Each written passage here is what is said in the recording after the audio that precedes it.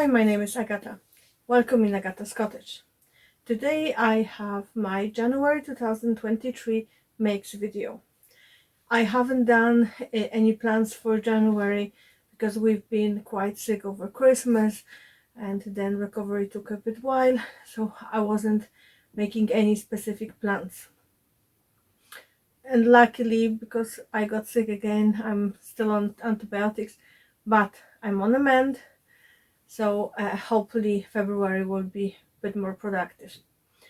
It's my third attempt to record this video. My neighbor is cleaning his garden with the Karcher or the pressure cleaner, whatever it's called, and it's extremely noisy. So I might stop suddenly. Anyway, I made 13 things in January. Not all were successful. One of the things that I'm most proud of is the cardigan I'm wearing now. I hope you can see. It's actually, sorry, I will move a chair. Maybe it will be more visible.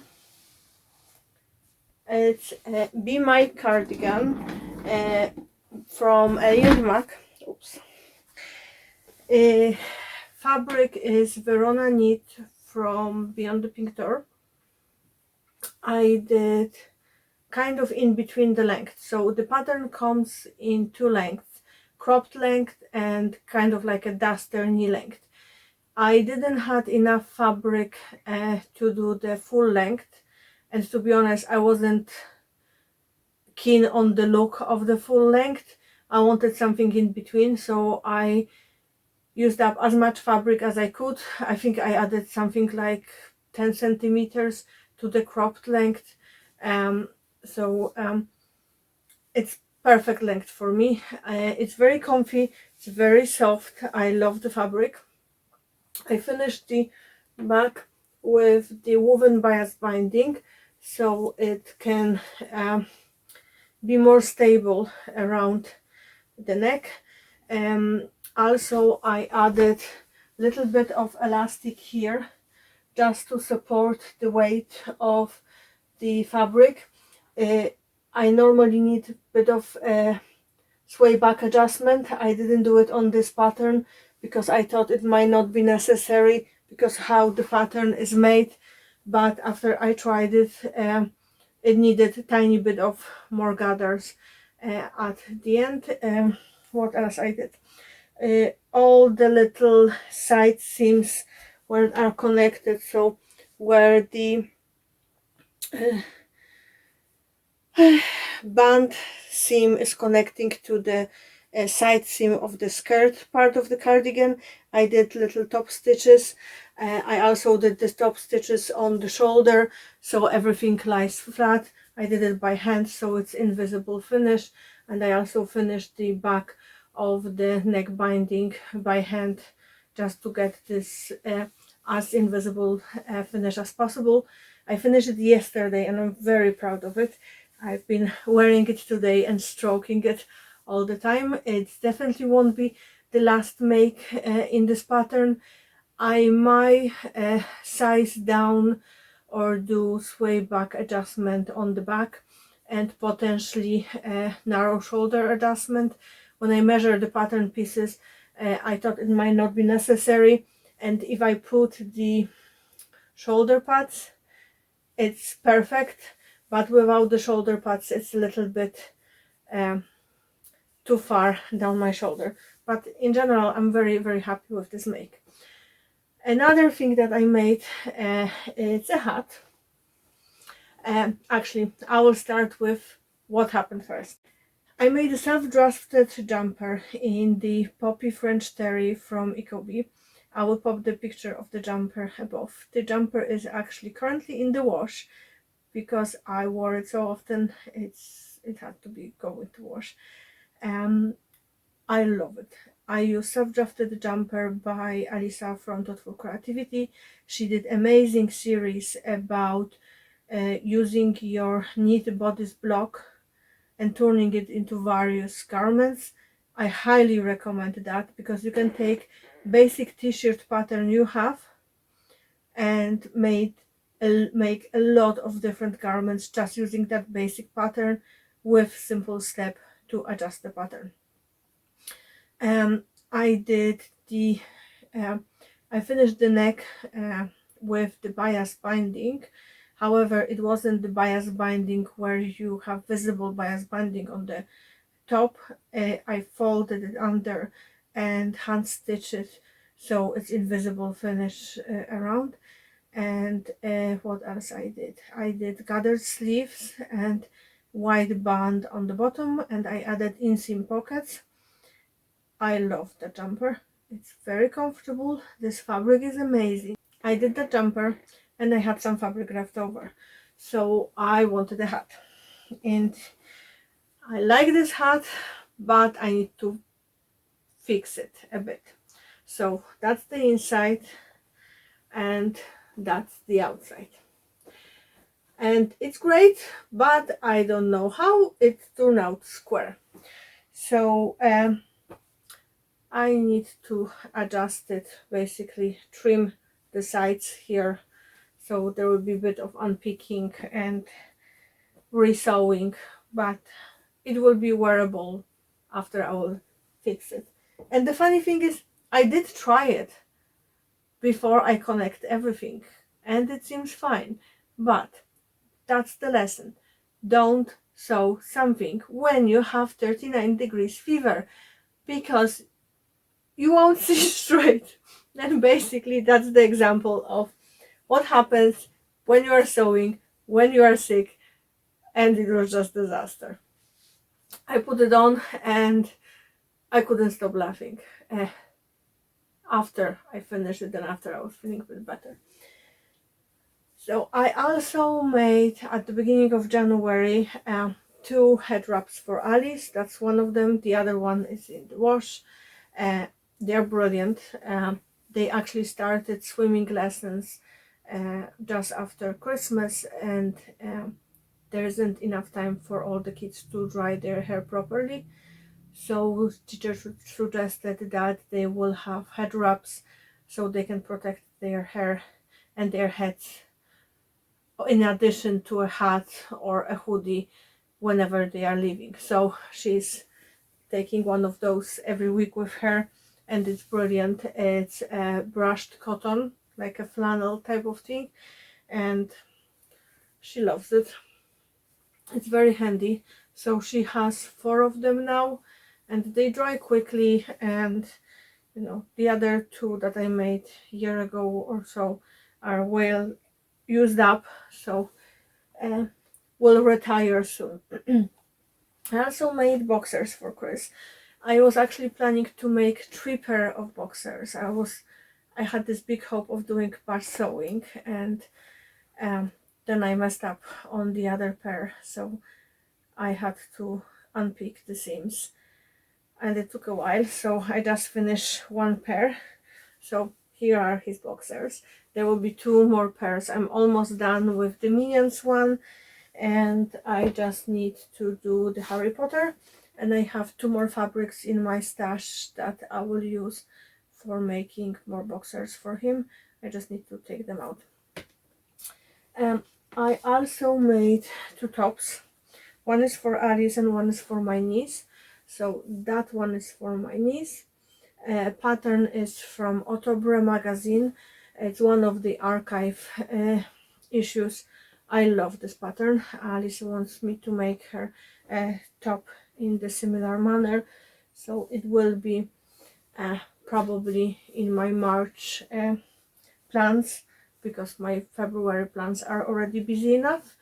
And that one is for Alice. She cannot wait to wear it. She was very upset when I told her she cannot have it until I'm done with my January makes videos. So she will be wearing it tomorrow probably. I also have a sewing fail. It's not that the garment is wrong, it's just it doesn't suit me. I was watching a lot of styling videos, and in those styling videos there's a lot of skirts that are flowy skirts, like gathered skirts. They are mid-calf length, they are styled with bright top or a cardigan or and trainers or boots. So I made myself a skirt.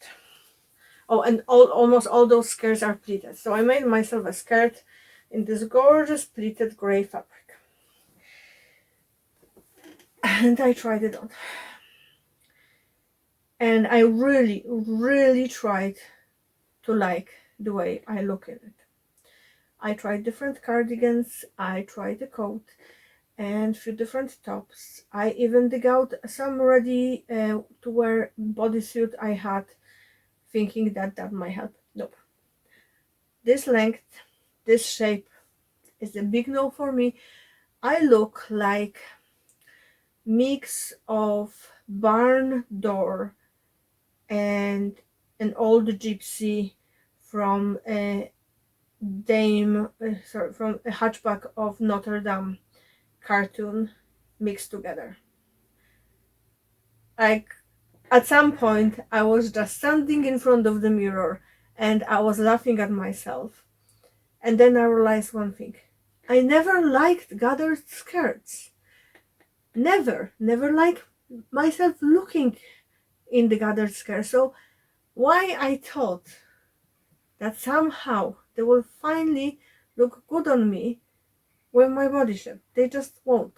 I need simple A-line or a pencil skirt or a full circle or a half circle, not a gather skirt. Just won't work for me.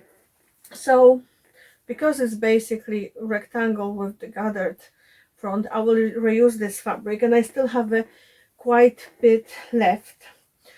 So I was thinking for a bit about doing the culottes or maybe wide leg trousers, but because of the way how the fabric is pleated, I don't think it's a good idea. And I had epiphany, I think that's how it's called, that I could turn it into cardigan, and it would be brilliant cardigan. So this skirt will be turned into cardigan using the other remnant I have. It's hard to admit that, you know, something you made, something you spent time on, especially that I was gathering it by hand, it's not right. No one likes to admit that they failed and that they made a mistake, but we all do. And you know, it's life. In fairness, I did have a good few sad hours over that skirt because I felt not only as a failure because something I made didn't fit, I felt like a failure because I couldn't find a way for something that's supposed to work for my body to actually work. And I watch a lot of videos about body positivity, about styling, about sewing, and then I watch video by Alisa from Thoughtful Creativity, her recent video about her winter wardrobe, and I read some comments, and something that Alisa said just stuck in my head. She said, you cannot expect to fit to the box that was created by someone else. So someone else's vision of a style of whatever supposed to certain thing look like, it might not fit to you. And it's so obvious, and in general I do know that, but I kind of forgot. I think we all have days like that when we forget that you know, our lives are our own. We have specific responsibilities, we have specific styles, specific things we do, certain things we feel comfortable in, certain we don't. Like I'm very conscious about the fabrics I'm using, about finishing the neckband on mine or Kris's or Alice makes, around the neck, because we all have quite sensitive skin on the necks. I'm very sensitive about how certain things fit. It's just so my body have enough space. Like, as I mentioned, I have dermatitis, so my skin sometimes gets very bad, and my trigger areas are around my elbows and my wrists and here. So I try to have things made so they are loose enough so there is no rubbing that can cause irritation, or whenever there is irritation, it makes things worse. Like, I still have some clothes that were too tight, or for example, that's how they are made, and I'm okay, for example, with the elastic around the arms, but I try to use super soft elastic and super soft fabrics around those areas, just to make things fit better. I don't like to show my ankles. Not that I have ugly ankles, I actually have quite lovely ankles.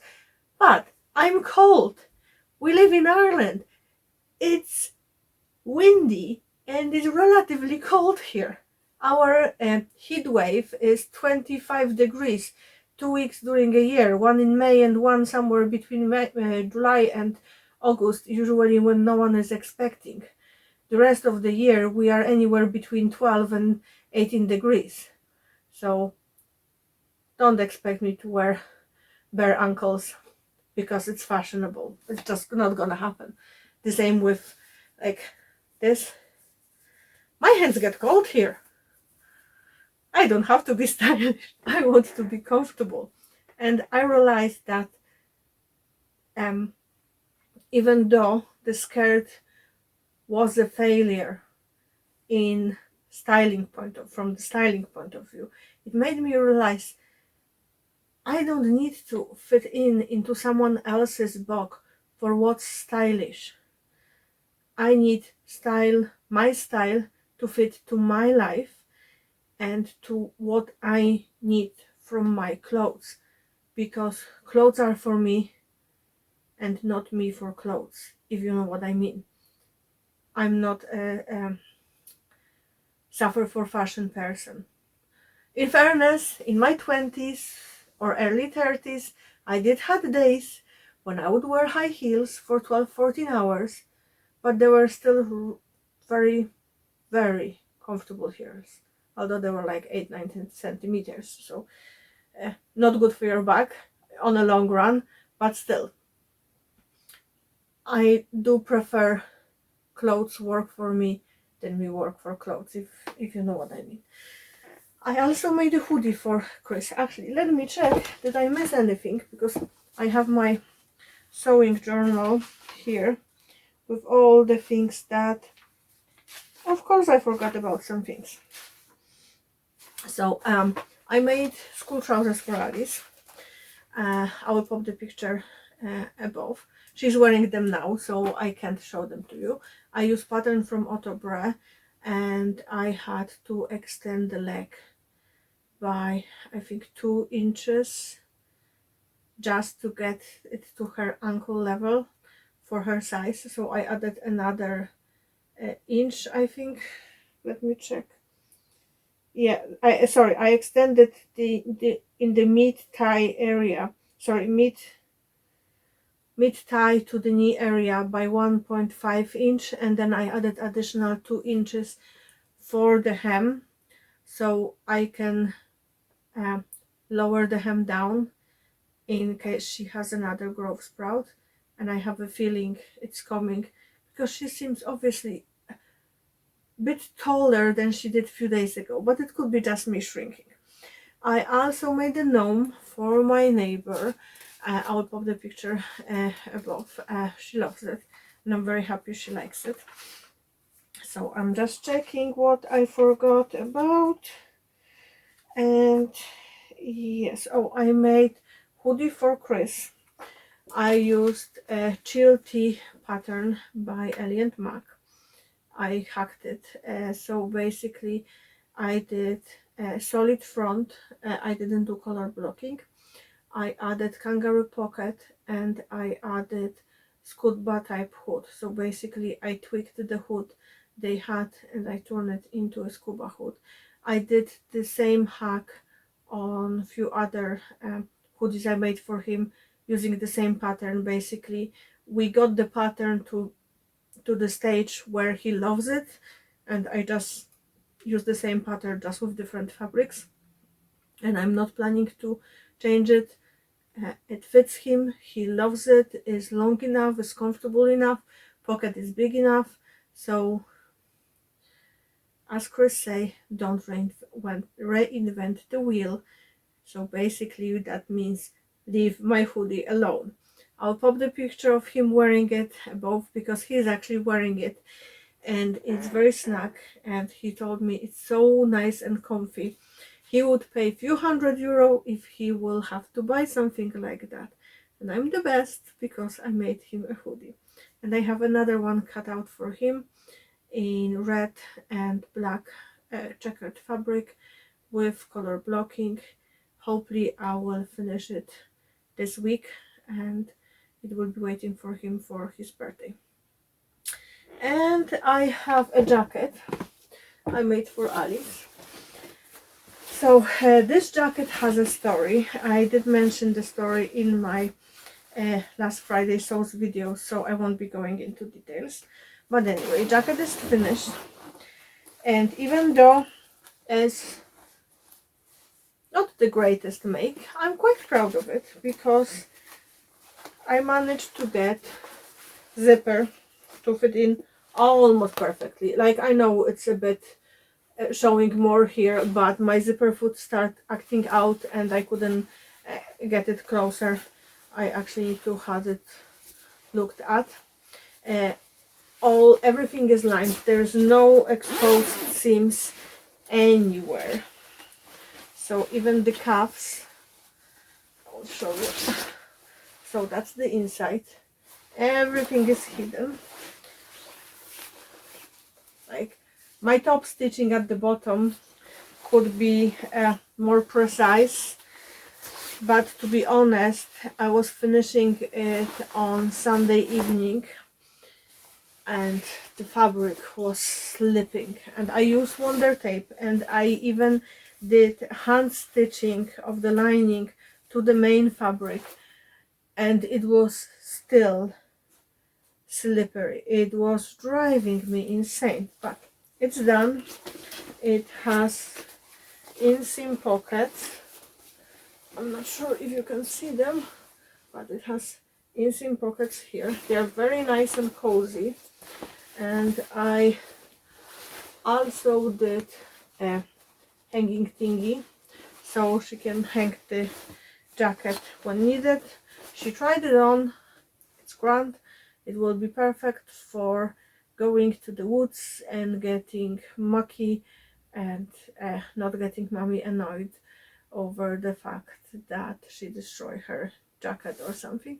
So, because to be honest, if she destroys that, I don't care. It's it wasn't the bestest make. Fabric wasn't the bestest quality, neither of them. It's nice and cheerful, and that's what counts.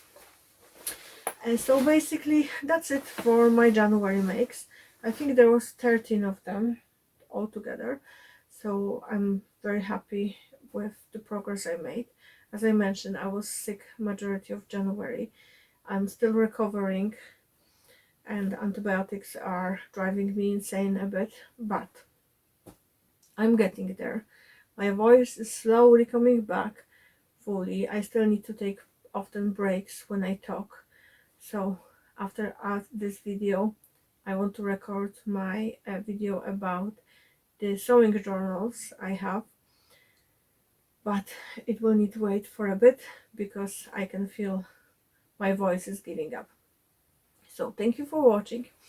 If you haven't subscribed yet, I would appreciate if you do so. Please give this video a thumbs up. Apparently YouTube really likes when other people are liking my videos, and then occasionally it does share or suggest my videos to someone else, which is a big surprise to me.